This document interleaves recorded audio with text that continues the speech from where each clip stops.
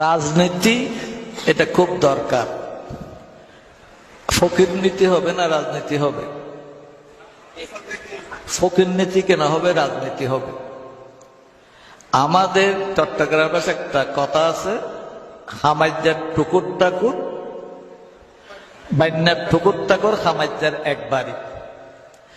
আমরা গান বন্ধ করতে বলছি, ওয়াজ করছি, হচ্ছে না। সুদ বন্ধ করতে, ঘুষ বন্ধ করছি, হচ্ছে না। কত ওয়াজ করতেছি, কত কিছু করছি, কিন্তু আফগানের মধ্যে যখন নাকি ইসলামী শাসন কায়েম হলো, আর কোনো ওয়াজের দরকার আছে? কোনো দরকার হয়েছে?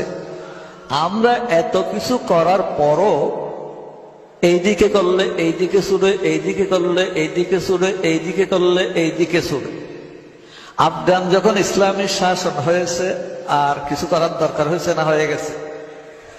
এই জন্য রাজনীতিটা, রাজা মানে উপরে, তো রাজনীতি মানে সবাইয়ের উপরের নীতি। এইটা ঠিক হয়ে এলে নিচের সব নীতি ঠিক হয়ে যাবে। অর্থনীতি, সমাজনীতি, এই নীতি, সব নীতি ঠিক হবে রাজনীতি ঠিক হয়ে গেলে।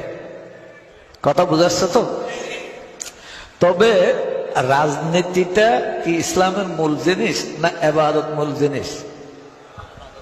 ওয়ামা খালাকতুল